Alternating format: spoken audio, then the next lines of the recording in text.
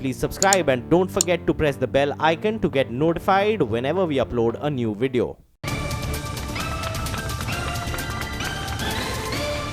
भैया जी कहीं में आपका एक बार फिर स्वागत है कनॉट प्लेस पे मौजूद बगैर वक्त गवाए जहां पे छोड़ा था मैं एग्जैक्टली उसी जगह जाता हूं। सवाल आज का मेरा ये था कि चुनाव में मोदी और भारत माता का नाम एक साथ लेकर वोट मांगना क्या अमित शाह का सटीक दांव है? यह सवाल हमने पूछा था जनता से। जनता का जवाब ट्विटर के जरिए आप दे सकते हैं @प्रतीक टीवी पे। जी मुझे मालूम था अजय जी आप बोले। आपने दो बातें कही थी, हाँ, मोदी हाँ, और भारत माता जी। मैंने बार बार कहा मोदी मोदी, दो चीजें दी मोदी राज ने, मॉब लिंचिंग दी और महंगाई दी। इस वजह मुझे तो लिंचिंग की बात करते हैं। हिंदुस्तान में सबसे बड़ा अगर लिंचिंग हुआ तो 1984 के रॉयट्स हुए और उसकी जिम्मेवारी राजकीय खेड़ा की पार्टी और ये सपोर्ट है। पहली बात। दूसरी बात, पेट्रोल की बातें कर रहे हैं ये।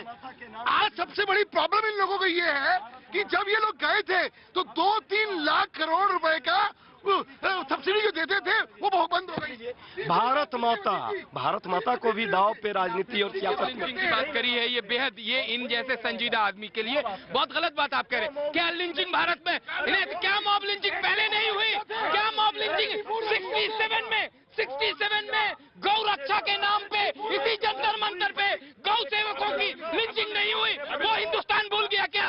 वो हिंदुस्तान भूल गया? वो लिंचिंग भूल गया? पार्लियामेंट के सामने कांग्रेस ने आज जो मॉब लिंचिंग हो रही है अच्छा है, ये अच्छा मान रहे हैं। जस्टिफाई नहीं करे, जस्टिफाई नहीं करे, जस्टिफाई अब तो होगी नहीं माता के सपूतों को नहीं। इन्हें छोड़िए, इनके तो खुद की राजस्थान की चीफ मिनिस्टर मॉब लिंचिंग को जस्टिफाई करती है। वो तो खुद कहती है राजस्थान में चुनाव है, राजस्थान के मुख्यमंत्री के खुद के शब्द है इस देश में मॉब लिंचिंग इसलिए होती है क्योंकि युवा बेरोजगार है और वो परेशान है कि उनका वादा पूरा नहीं हुआ। मॉब लिंचिंग वालों को तो इनके मंत्री जाके गले लगाते हैं और माला पहनाते हैं। तो आप आपने मॉब लिंचिंग रोकने के लिए क्या किया? और पेट्रोल डीजल जहाँ नहीं, देखिए इस तरह से मॉब लिंचिंग को अगर ये कहेंगे, अगर ये कोई पार्टी के प्रवक्ता होके कहते तो बात समझ में आती, लेकिन आप तो फिर आप 84 की लिंचिंग को कैसे देखते हैं? 84 की लिंचिंग को कैसे देखते हैं? 67 की लिंचिंग पार्लियामेंट के सामने कैसे देखते हैं आप? प्रतीक जी, चाहे मॉब लिंचिंग, चाहे अब सुनिए मेरा जवाब सुनिए आप, मेरा जवाब सुनिए आप। चाहे लिंचिंग 1947 की हो, चाहे 1984 की हो, चाहे 2002 की हो, करने वाले कौन लोग थे लिंचिंग? बताइए आप, ये जवाब दीजिए, करने वाले कौन लोग थे? आप लोग भैंस बदल के लिंचिंग करते हो। हिंदू मुस्लिम ला रहे दो बातें, अभी कम्युनिज्म की बात कर रहे थे ये लोग, भारत माता की जय की आपने मुद्दे की बात करी ना। ममता बनर्जी की सरकार ने एक हॉस्पिटल बनाया, आपको मालूम है? बनाने की चेष्टा हुई थी, क्या था? सिर्फ अल्पसंख्यकों के लिए, मुसलमानों के लिए। क्या वो सही था क्या? और सपोर्टर ये बैठे हैं, उनके सपोर्टर ये बैठे हैं।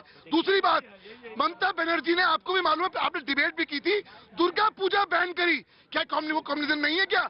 दूसरी बात, तो मतलब उसके लिए Durga Puja ban, Muharram okay, Durga Puja ban. दूसरी बात, मॉब लिंचिंग की बातें कर रहे हैं। 84 के रॉयट्स भूल गए क्या? राजीव गांधी के सबसे बड़ा जो मॉब लिंचर है वो कांग्रेस पार्टी का पूर्व प्रधानमंत्री है। भारतीय जनता पार्टी की आदत है इमोटिव इश्यूज उठाते हैं। मोदी जी जब 2014 में बनारस इलेक्शन लड़ने गए, उन्होंने कहा गंगा मैया ने मुझे बुलाया है। गंगा मैया बाढ़ आई थी बनारस के अंदर, आप सुन लीजिए, बनारस के अंदर बाढ़ आई थी, गंगा मैया खुद ढूंढ रही थी। कहाँ है मोदी जी?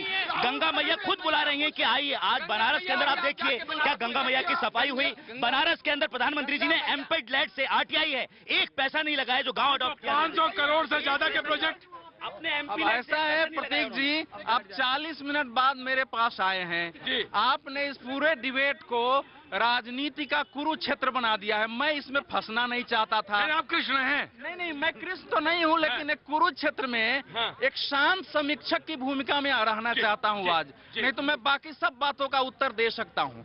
देखिए, आपका जो प्रश्न है कि आखिर अमित शाह ने, यह गंभीर विषय है कि मोदी और भारत माता की जय ही क्यों बोला होगा। मेरे हिसाब से जो मुझे इसके 6 महत्वपूर्ण इसका पहलू लगता है। भारतीय जनता पार्टी को जो वोट अभी तक मिलता रहा है उसमें भावनाओं की प्रमुख भूमिका रही है। कहीं भी आप देख लीजिए देश में, राज्यों में, उन भावनाओं में हिंदुत्व और राष्ट्रवाद सबसे प्रबल रहा है। 2013 और 14 में जो नरेंद्र मोदी उभरे थे, भले उसमें विकास का नाम था, लेकिन अंडर करंट में वो राष्ट्रवाद और हिंदुत्व ही था। तो मेरा मानना यह है कि अमित शाह 2013-14 की रणनीति को पुनरावृत्त करना चाहते हैं कि बाकी चीजों को ढका जाए। अब प्रश्न है कि ऐसा क्यों करना चाहते हैं, अब ये सोचने की जरूरत है। तो उसमें जो इसमें मुझे पहले जो लगा है कि राजस्थान में जो वसुंधरा राजे के खिलाफ एक व्यापक असंतोष है, इवन भारतीय जनता पार्टी के अंदर है। बदलना था मुख्यमंत्री को, भाजपा ने बदल दिया अध्यक्ष को, अध्यक्ष से तो वोट मिलता नहीं है। तो उसमें क्या काम आ सकता है इस समय? तो यही आ सकता है कि फिर से एक राष्ट्रवाद का भाव पैदा करो और फिर मोदी का नाम लो कि आप वसुंधरा राजे को वोट नहीं दे रहे हो, आप नरेंद्र मोदी को दे रहे हो, राष्ट्रवाद के नाम पर दे रहे हो। दूसरा जो कारण मुझे समझ में आ रहा है कि राष्ट्रवाद में हिंदुत्व क्यों नहीं जुड़ा है। देखिए, अब आप गए थे मध्य प्रदेश में, आप जगह जगह बैनर देखे होंगे, शिव भक्त राहुल गांधी। तो हिंदुत्व के आधे मुद्दे को कांग्रेस ने छीन लिया है। कांग्रेस के प्रवक्ता आजकल कहते हैं कि राम जन्मभूमि में मूर्ति हमारे सामने आई, शिलान्यास हमारे समय हुआ, ताला हमारे समय खुला। भाजपा ने किया क्या है? तो जवाब देंगे। तो भाजपा ये कह रही है, भाजपा का ये मानना है कि हिंदुत्व थोड़ा शांत रहो, जवाब देना मुश्किल है कि 4 साल में हिंदुत्व पर भाजपा ने कोई काम नहीं किया। तो इसीलिए राष्ट्रवाद और मोदी। लेकिन और एक इसका जो और कारण मुझे लग रहा है कि SC/ST एक्ट का जो पारित हुआ है, उसमें हालांकि सभी पार्टियों का योगदान है, लेकिन सरकार भारतीय जनता पार्टी की है। तो उसके कारण जो एक बड़े वर्ग में गुस्सा है, उसको कैसे शांत किया जाए, तो वो राष्ट्रवाद ही एक मुद्दा हो सकता है। क्योंकि हिंदुत्व पर तो आपने कुछ किया नहीं है कि बोलेंगे, तो राष्ट्रवाद से उस मुद्दे को छाड़ना। और जो अंतिम बात मैं कहना चाह रहा हूं, इसका अर्थ यह है कि आने वाले समय में राष्ट्रवाद के अनेक मुद्दे आपको लोकसभा चुनाव तक ऐसे दिखाई पड़ेंगे जो शायद 1947 से लेकर के और 2018 के इस सितंबर तक हमने नहीं देखा होगा। मुझे इतना ही अभी कहना है। बहुत अच्छी analysis, very good analysis, no doubt, बहुत अच्छी analysis, no doubt of this. जी कहाँ से? अच्छी एनालिसिस है, बहुत अच्छा सर। अच्छा आओ, मैं आ रहा हूँ जी। जम्मू से सर। जम्मू से हैं जी। सर, आपका शो देख के बहुत अच्छा लगता था कि आप गली गली नुक्कड़ जाते हो, लेकिन बड़े दुख की बात है कि आपने हमारे एरिया को इग्नोर किया। कौन सा एरिया? जम्मू। ठीक है, जम्मू के साथ हमेशा सरकार कोई भी रही हो, हमेशा इनजस्टिस होता है, चाहे वो बीजेपी है, चाहे वो कांग्रेस है, चाहे कोई भी है। सर रेवेन्यू जम्मू देता है, कश्मीर कुछ नहीं देता, रेवेन्यू जम्मू देता है। अच्छा, वहाँ भी डिवीजन है? बिल्कुल, जम्मू श्रीनगर। जम्मू सर, अब तो एक बात मैं जो है मोदी जी का एक बड़ा सराहनीय कदम होगा अगर JKL बना दें, जम्मू कश्मीर और लद्दाख UT बना दे, यूनियन टेरिटरी, ताकि हमको भी हमारा हिस्सा मिले। नहीं तो हम बॉर्डर पे ढूंढते रहते हैं, हर जगह पाजी तोड़ फोड़ है। लद्दाख का भी अलग बना दे। जी कहाँ से हैं आप? मैं उत्तर प्रदेश के गोरखपुर का रहने वाला हूँ। मेरा सवाल राहुल गांधी जी से है। राहुल गांधी जी कहते हैं कि मोदी मस्जिद में जाते हैं। अरे मस्जिद में क्या जाते हैं, वो सबका साथ सबका विकास करते हैं। राहुल गांधी जी तो संसद में डायरेक्ट आंख मारते हैं, कहते हैं एक तरफ से आलू लागेंगे, एक तरफ से सोना निकालेंगे। ये विकास है? अरे कुछ तो कमी रही होगी, कुछ तो कमी रही होगी राहुल गांधी जी के, कि जो उनकी सरकार नहीं आई। कुछ तो कमी रही होगी जो उनकी सरकार नहीं आई। गोरखपुर में कहाँ रहते हैं आप? मैं गुरु गोरखनाथ के पावन धरती से दिल्ली में आया हूँ। बहुत जय बाबा गोरखनाथ, जय बाबा गोरखनाथ। ऑफ कोर्स राधिका, तो देखा आपने मुद्दे की एनालिसिस जबनी की अवधेश जी ने, और उन्होंने कहा कि ये सारी चीजें प्रमुख हैं, जिसमें जहां तक हिंदुत्व की बात है उन्होंने कहा कुछ नहीं किया, जहां तक 4.5 साल की बात है। लेकिन एक बात उन्होंने कही, कांग्रेस के पोस्टर्स बड़े प्रोमिनेंट हैं, शंकर जी का, शिव जी का। हालांकि कल चर्चा इस पर हो रही थी, आप मौजूद थी। सवाल यह है कि कांग्रेस ने क्यों इस तरफ अपना रुख किया? देखिए प्रतीक जी, मानसरोवर की यात्रा बहुत कठिन यात्रा है और हर किसी को ये सौभाग्य नहीं मिलता और ना बुलावा आता है कि वो जा सके। तो आप भी जानते हैं, जब कभी भी कोई जब कांवड़ सेवा भी करके आता है, तो हमारे यहाँ पे संस्कृति ऐसी है कि जब वो घर वापस आते हैं या कहीं जाते हैं तो उनके पैर धोए जाते हैं, उनके तिलक किया जाता है, बिल्कुल कि उनका जो पुण्य मिला है वो थोड़ा सा हमें भी मिल जाए। तो अगर लोगों ने कह दिया वेलकम कर दिया तो क्या है? Good logic. अब देखिए, राहुल गांधी की स्ट्रैटेजी समझिए। मध्य प्रदेश, राजस्थान और छत्तीसगढ़ में इनको पता है कि 90-95% हिंदू हैं, तो इसलिए अब कैलाश वो क्या आप ये बताइए मध्य प्रदेश में किया क्या है? ना सड़क है, ना बिजली है, ना पानी है, कहते हैं अमेरिका से अच्छी सड़क है, लेकिन आज आप क्यों जरूरत पड़ रही है? मैं चिल्ला नहीं रहा हूँ, मैं आपसे इश्यूज पूछ रहा हूँ। आज मध्य प्रदेश में 15 साल से आप राज कर रहे हैं, आप 15 में क्या किया? जगह जगह मस्जिदों में जाऊंगा, गुजरात में क्या मस्जिदों में जाऊंगा। ये प्रॉब्लम क्या है राहुल गांधी के साथ? वो ना इधर के रहते हैं ना उधर के रहते हैं। सबसे बड़ी प्रॉब्लम यही है राहुल गांधी के साथ, ना इधर के सनम ना उधर के सनम। वो वाली बात है ना, कहावत वाली। वो मस्जिद जाए तो आप कंफर्टेबल रहते हैं भैया, हमें जी ये आप लोग बात बात पे बोलते हैं, आपने बहुत अच्छा गिनवाया। आप ये बताइए ऐसी क्या मजबूरी थी कि महाकाल जाने की जगह मोदी जी मस्जिद चले गए? कभी आप कहीं पे भ्रम फैलाते हैं, कभी वहीं पे फैलाते। इंदौर गए थे, महाकाल के भी दर्शन लगे हाथ करे आते। आप लोग हर चीज से बांटते क्योंकि अब इनको वोट चाहिए। प्रतीक जी देखिए, मोदी जी मस्जिद जाएं या राहुल जी अपने आप को हिंदू दिखाने की कोशिश करें, ये मैं समझता हूं कि हिंदुस्तान में डेमोक्रेसी की हार है। ये डेमोक्रेसी की हार है कि हम हिंदू मुसलमान दिखाने की कोशिश कर रहे हैं और हिंदू मुसलमान के नाम पे वोट मांगने की कोशिश कर रहे हैं। अगर आप में दम है, अगर आप में दम है, मैं एग्री करता हूं आपसे। नहीं, आप एग्री करके अगर आप में दम है तो आप डेवलपमेंट के विकास के नाम पे वोट मांगो। अगर आप में दम है तो जो आपने 65 साल में काम किया राहुल गांधी ने, उसके विकास के नाम पे वोट मांगे। अगर आप में दम है तो आपने 4.5 साल जो काम किया है उसके लोगों के हवाले से मांगे। लेकिन आप में दम नहीं है, दोनों ही गुमराह कर रहे हैं, चाहे वो कांग्रेस हो चाहे वो बीजेपी हो, दोनों गुमराह कर रहे हैं। किया है ना, तो वो दिखाइए। आप पोस्टर लगा के शंकर जी के वोट मांग रहे हैं। नहीं, मैं तो ये मानता हूँ कि जैसे मोदी जी ने आज जो है बनारस में जो कहा है, आज 48 मिनट का भाषण था नरेंद्र मोदी का, जिसमें 38 मिनट में केवल काम गिनाया है। वो है कि नहीं है मुझे नहीं मालूम है। कांग्रेस से सवाल पूछ रहा था कि शंकर जी का पोस्टर लगा के आप वोट मांगेंगे। मेरा कहना है कि राधिका जी को एक मालूम होना चाहिए कि संजोग से विश्व हिंदू परिषद और भारतीय जनता पार्टी हर साल मानसरोवर की यात्रा एक आयोजित करती है, लोगों को बुलाकर रजिस्ट्रेशन करवाती है और ले जाती है। लेकिन इन्होंने, मेरे बहुत खुशी है ना, मुझे खुशी है कि कांग्रेस जो है, जो मदन मोहन मालवीय, महात्मा गांधी, जो इन लोगों की कांग्रेस की धारणा थी, डॉक्टर राजेंद्र प्रसाद, वल्लभ भाई पटेल, अगर कांग्रेस उस पर लौटती है तो देश के लिए बहुत अच्छी बात है। एक लाइन और, जो ये कह रहे हैं ना कि हिंदुत्व का बात हिंदू मुसलमान है, इससे मैं सहमत नहीं होता हूँ। हिंदुत्व कोई धर्म नहीं है, ये टूरिज्म है। अभी हिंदू, अभी कैलाश, उसका मस्जिद, उसका क्रिश्चियन, ये टूरिज्म है। आप जाए तो ठीक, वो जाए तो टूरिज्म। अभी बात बोली कि हम तो रेगुलर करते हैं। आप जिंदगी में एक बार जाएं दिखाने के लिए, फोटो खिंचवाने के लिए। अगर सब कुछ ठीक था तो कल क्या हुआ?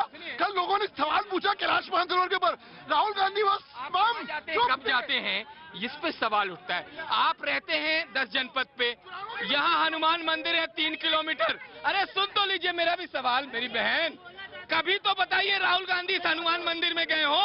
कभी तो मंदिर मस्जिद की लड़ाई छोड़ के विकास की बातें करो। ये मंदिर मस्जिद तो शुरू से थे, अब भी रहेंगे, लेकिन विकास होना चाहिए। इन्हें लगता है क्या मंदिर नहीं, इन्हें लगता है कि मंदिर मस्जिद बात करने से जनता पोलराइज होती है और वोट खटाखट लेकिन सर विकास हुआ है। मैं उत्तर प्रदेश से बिलोंग करता हूँ। उत्तर प्रदेश में पहले लाइट आती थी, 1 घंटे में 10 मिनट आई, भाग गई। किसान जब तक अपनी क्यारी बदलने जाता था लाइट भाग जाती थी। आज 18 से तो 20 घंटे तक उत्तर प्रदेश में लाइट आ रही है। मोदी जी के राज में लाइट की जितनी अच्छी व्यवस्था इस टाइम में कभी नहीं, आज तक नहीं हुई। प्रतीक जी, मैं राहुल गांधी जी से एक सवाल पूछना चाहता हूँ कि राहुल गांधी जी आज नए नौसिखिए नेता नहीं है, 15 साल से वो एमपी है। उनकी 15 साल की अचीवमेंट बताइए, क्या है 15 साल की उनकी अचीवमेंट क्या है? राहुल गांधी 15 साल की अचीवमेंट प्लीज। और ये बताइए कि वो किस चीज पे बेल पे क्यों बाहर है, उनका ये बताऊंगा गुनाह क्या है। सर मैं यूपी का कौशाम्बी जिले का रहने वाला हूं। सर मैं राजनीति की बात यहां बहुत हो गई, एक रोजगार की बात कर ले। 2014 में मोदी जी सरकार में आने से पहले बेरोजगारों को 2 करोड़ नौकरी देने के लिए वादा किए थे। आज तक हम लोगों को एक भी नौकरी नहीं मिल पाई है। दूसरा मेरा सवाल यह है भारतीय जनता पार्टी से कि यहाँ प्राइवेट कंपनियों में जो 8 घंटे का बेसिक सैलरी है 7614 रुपए है। हम 8 घंटे खड़े होकर ड्यूटी करते हैं, लेकिन हम लोगों को मात्र 76 रुपए पैसा मिलता है। 8 घंटे सरकारी नौकरी करने वाला व्यक्ति 30,000 से 40,000 पाता है। सर इसके लिए सरकार को कुछ कदम उठाना चाहिए। प्राइवेट सरकार तो पहले नौकरी दिला दे, और वही बड़ी बात है। 76 जी ऑफकोर्स मैं आ रहा हूँ, I'm coming सर। वक्त है थोड़ा सा ब्रेक के बाद हम फिर आते हैं।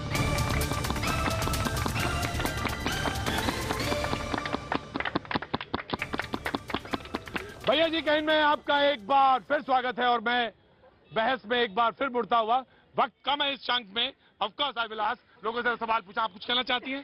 जी बड़े खड़े नहीं जाइएगा, मत जाइएगा, मैं इधर। जी आप मुझको बोले। जी मेरा कहना है कि मन की बात हम कहते हैं अपना, मोदी जी कहते हैं कि मन की बात अपने सुनो हमारी, लेकिन जन की बात कब सुनेंगे? जन की बात कब सुनेंगे मोदी जी? तो मूल मंत्र यही है, सबका साथ सबका विकास। आज हम योजना का उज्ज्वला योजना की बात करते हैं तो सिर्फ हिंदू की बात नहीं करते। दूसरी बात, अभी कांग्रेस की मेरी मित्र कह रही थी कि हम हिंदू की बात, अरे ये बताए राम मंदिर बनाएंगे, सपोर्ट करते हैं, 10 साल इनकी सरकार रही, क्या किया? आज मैं पूछता हूँ इनसे, क्या ये सपोर्ट करेंगी राम मंदिर बनवाने में? पूछिए इनसे, इस वक्त जवाब दीजिए। आज हिंदू हिंदू कर रहे हैं, शिव भक्त कर रहे हैं, आप इसे पूछिए क्या सपोर्ट करते हैं राहुल गांधी राम मंदिर बनवाने में? हेलो, हाँ जी जी जी, बहुत देर हल्ला मचा रहे थे। जी हाँ बोलो जल्दी बोलो। सर जी मैंने जो ना अभी मैं घर से आ रहा हूँ और मैंने टीवी पे सुना है कि यहाँ पर जो ना गंगा की सफाई के बारे में डिबेट चल रही है। और सब मेरा सवाल ये है कि उमा भारती ने बहुत अच्छा काम करा था, गंगा को सफाई करने के लिए सर भी मुंडवाया था उन्होंने, तो इन्होंने उमा भारती को क्यों हटा दिया था? दूसरी बात मेरी ये है, आज उमा भारती कहाँ है? दूसरी बात ये राम मंदिर का प्रचार करते हैं कि राम मंदिर बनेगा।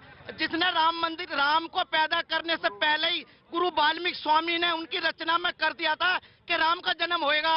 और तो जब राम के जन्म करने के लिए मंदिर बनाने की बातें करते हैं तो वाल्मीकि जी को क्यों भूल जाते हैं, जिसने सीता को अपने शरण में आके लव कुश की परवरिश करी थी? अगर राम मंदिर बनेगा, अगर राम मंदिर वहाँ बनेगा तो वाल्मीकि मंदिर भी वहीं बनेगा। कितनी जबरदस्त बात, वाल्मीकि मंदिर जरूर बनेगा, वाल्मीकि मंदिर जरूर बनेगा। जी जी, वाल्मीकि जो है भारत में संस्कृत के पहले छंद के रचनाकार थे, मालूम है। तो इसलिए वाल्मीकि को तो कोई भी जो संस्कृत का ग्रंथ स्वीकार है, तो ये सर्व स्वीकार है। जितनी मंदिर बने और हमारे लिए प्रेरणा के स्रोत है उनका जीवन। सवाल थैंक यू जी। देखिए इन्होंने तो अपने पत्र से घोषणा, मैं आपसे लौट के सवाल लेता हूँ, वक्त छोड़ दे, ब्रेक के बाद फिर आता हूँ। भैया जी कहीं में आपका एक बार फिर स्वागत है। बगैर कोई वक्त गवाए एक दो सवाल जो इस तरफ जनता के, लेकिन हरीश खुराना ने एक सवाल पूछा था जो कि कांग्रेस से पूछा था, मैं जरूर जाऊंगा, राम मंदिर को लेकर उन्होंने पूछा था। और एक बात मैं हमेशा कहता हूं, सारे सवालों का जवाब दे, ये निर्भर है उन्हीं पे, वो जवाब देना चाहेंगी तो देंगी, नहीं देना चाहें of course you want to give. जी है सवाल आपका। शिव भक्त ना बने ना फिर, अगर आप कहते हो शिव भक्त बन रहे हो तो ये भी जवाब दें कि 10 साल इनकी सरकार रही, कुछ नहीं किया। आज ये बताएं राम मंदिर सपोर्ट करते हैं या नहीं करते? मुंह में राम बगल में नथु राम वाली पार्टी आज ये बोल रही है कि राम मंदिर का सवाल, जिनके मैनिफेस्टो में से राम मंदिर का नाम मिट गया है, इनके मैनिफेस्टो में इस बार राम मंदिर का नाम मिट गया है, तो ये तो सवाल पूछने लायक बचे नहीं। लेकिन मैं इनको आज याद दिला दूं कि असली हिंदू कौन होता है। आप सुन लीजिए, असली हिंदू वो होता है जो हर धर्म का सम्मान करता है। असली हिंदू वो होता है जो सब महिला हो या पुरुष हो सबका सम्मान करता है। असली हिंदू वो होता है जो आपके धर्म में या आपके बांधे हुए धागे पे या इनकी पहनी हुई टोपी पे सवाल नहीं करता। पहले असली हिंदू बनिए फिर सवाल करिए। राधिका एक मिनट, मुझे आज राधिका पे कहना, मैं एक मिनट हरीश, राधिका जी पे मैं एक बात बोलना चाहता हूँ। राधिका, बहुत सारे लोग आते हैं इस डिबेट में, बहुत सारे लोग डिबेट में आके बोल के जाते हैं, लेकिन आपने जितना अच्छा भैया जी को पकड़ा है इस डिबेट को, थैंक्स, बहुत अच्छा। ऑफकोर्स मैं आता हूँ। जी जी जी सर, मेरा सवाल है कि मेरा देश महान है, फिर भी चाहे तुम कितने भी बेईमान हो, एक दूसरे पे कहते हो कि भाई उसने 4 साल में कुछ नहीं किया, उसने 70 साल में कुछ नहीं किया। मैं 10 सेकंड लेना चाहता हूँ कि मैं 10 सेकंड और जो है, क्योंकि हमारा देश ऐसा था कि 1962 में अकाल पड़ा, 65 तक 6 साल अकाल पड़ा, एक टाइम खाते थे। हाँ जी, और बिल्कुल ऐसा था कि कुछ भी नहीं था देश में, काला हांडी मर जा रहा था। तो यहाँ चाइना ने युद्ध छेड़ दिया और उस टाइम जब कुछ नहीं 303 था, हमारा बापू भी उसमें आजाद हिंद फौज में था, और उस टाइम हमारे देश में सिर्फ एक वो 303 थी, और उस टाइम भी चला देश। कोई कहता इंदिरा गांधी ने नहीं किया, जवाहरलाल था, लाल बहादुर था, लाल बहादुर ने कह दिया कि जाओ मेरे शेरों मारो काटो, और फिर मूव कर दिया, वो अपनी जान पे खेल के। ये वो मुल्क है जिसने एक टाइम खाया 1962 चाइना वॉर जिसका ये जिक्र कर रहे हैं, एक टाइम होटल में भी खाना नहीं मिलता था, ये वो मुल्क है। जी कौस्तुभ जी, बहुत देर से इंतजार कर रहे थे। सर मैं ये कहना चाहता हूँ कि नेता से कि प्राइम मिनिस्टर जो होते हैं अपने, उसको सिर्फ चुनाव भाषण नहीं देना चाहिए। कहीं पर भी चुनाव हो तो वहाँ भाषण नहीं देना चाहिए। मैं एग्जांपल देता हूँ, एक ब्लॉक का अधिकारी यदि गायब हो जाते हैं, उससे उस ब्लॉक का जितना भी पीपल है वो परेशान हो जाते हैं। ये देश की प्रधानमंत्री यदि कहीं चुनाव में जाते हैं, गुजरात का हो गया, कहीं पे गए, वो वहाँ पे चले जाते हैं तो वहाँ आप जानते हैं पूरा देश का नुकसान होता है। इसीलिए मैं ये कहना चाहता हूँ कि संविधान में ऐसा बनाना चाहिए। भारत के प्रधानमंत्री एक दल के नेता भी हैं, इन्हें ये जानकारी नहीं है, ये जानकारी नहीं। अपने पार्टी के प्रचार के लिए वो हर राज्य में जा सकते हैं और उनका पूरा का सेकंड लाइन लीडर्स तैयार कीजिए ना, प्रधानमंत्री को क्यों जाना पड़ता है ये बताइए। इसका मतलब आज पूरी की पूरी बीजेपी प्रधानमंत्री आप अपनी चिंता करिए।